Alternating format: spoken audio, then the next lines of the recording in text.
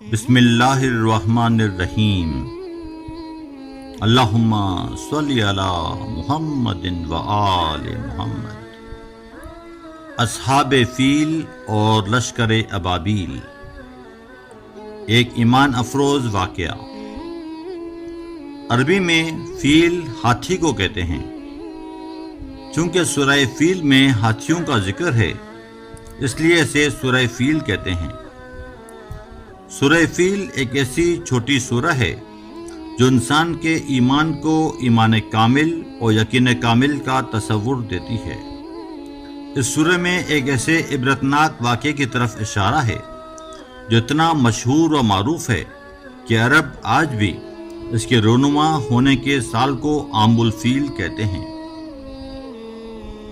ہمارے پیارے نبی حضرت محمد مصطفیٰ صلی اللہ علیہ وآلہ وسلم کی ولادت سے تقریباً 2 مہینے قبل، جب آپ سلم کے دادا بزرگوار حضرت عبد المطلب رضی اللہ تعالیٰ عنہ، جو کہ عرب کی نہایت محترم شخصیت تھے اور بہت بڑے عالی مرتبت بزرگ تھے، نیز شہر مکہ کی ریاست کے سردار بھی تھے اور خانہ کعبہ کے متولی بھی تھے، یعنی خانہ کعبہ کی حفاظت اور نگہبانی آپ کے سپرد تھی۔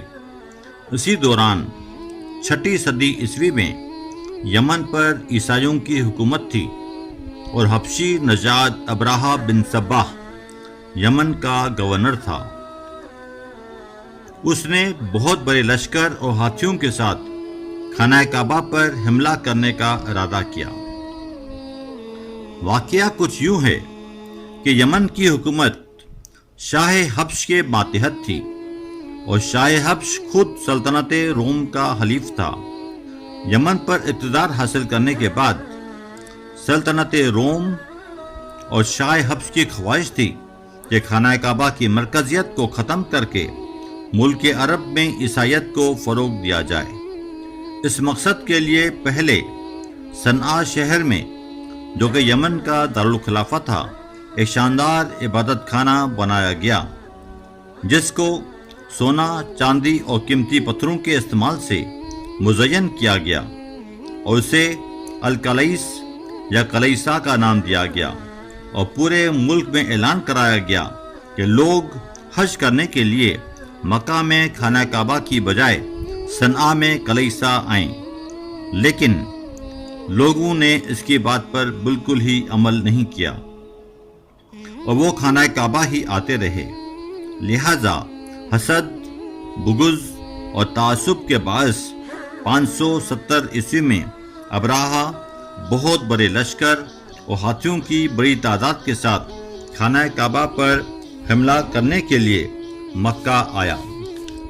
پہلے اس نے اپنے لشکر کے ذریعے اہل قریش کے بہت سے لوگوں کو دھمکیاں دیں اور ان کے جانوروں پر قبضہ کر لیا، جس میں تقریباً 200 اونٹ حضرت عبد المطلب رضی اللہ تعالیٰ عنہ کے بھی تھے۔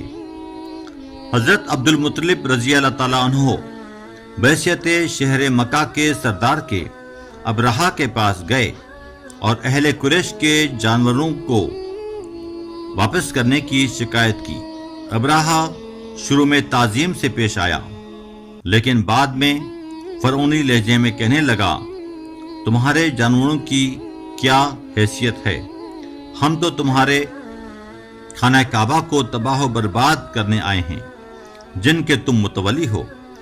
کیا تم کو اس کی کوئی فکر نہیں؟ حضرت عبد المطلب رضی اللہ تعالیٰ عنہ نے جواب دیا، ہمیں اپنے جانوروں سے مطلب ہے۔ رہی بات خانہ کعبہ کی، تو وہ اللہ کا گھر ہے، تم جانو اور خدا جانے، خدا اپنے گھر کی حفاظت خود کرے گا۔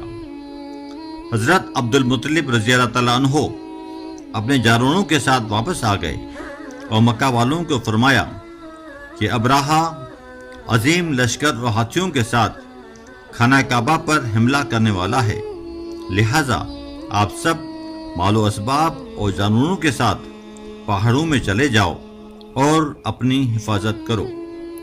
دوسری جانب آپ رضی اللہ تعالیٰ عنہ نے قریش کے سرداروں اور اپنے خاندان کے ہمراہ خانہ کعبہ کے سامنے کھڑے ہو کر اللہ تبارک و تعالیٰ سے دعا کی کہ یا رب العالمین اپنے خانہ کعبہ کی حفاظت فرما، ہم سب کا ایمان سلامت رکھنا اور ہمارے دشمنوں کو غالب آنے مت دیجیے۔ اس کے بعد حضرت عبد المطلب رضی اللہ تعالیٰ عنہ نے تمام کو روانہ کر دیا کہ اپنی حفاظت کریں، اور خود خانہ کعبہ کے باہر بیٹھ کر اللہ کا ذکر کرنے لگے۔ ابراہا بہت بڑے لشکر اور ہاتھیوں کے ساتھ جیسے ہی مکہ معظمہ میں خانہ کعبہ کے قریب پہنچا تو قدرتاً آسمان پر جھنڈ کے جھنڈ پرندے ابابیل بھیج دیے۔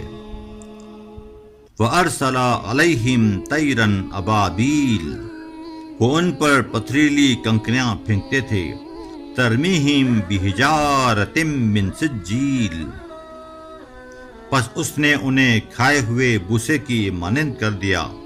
فَجَعَلَهُمْ كَعَاصِفٍ مَّأْكُولٍ، گویا پرندوں کی چونچ اور پنجے میں پتھریلی کنکریاں تھیں، جس بھی لشکر اور ہاتھی پر وہ گرتی وہ وہیں ڈیر ہو جاتا، تباہ و برباد ہو جاتا۔ ابابیل کی سنگ باری نے ابراہا، اس کے عظیم لشکر اور بڑے بڑے ہاتھیوں کو نیست و نابود کر دیا۔ حضرت عبد المطلب رضی اللہ تعالیٰ عنہ نے سجدہ شکر ادا کیا اور تمام اہل قریش کو مبارکباد دی۔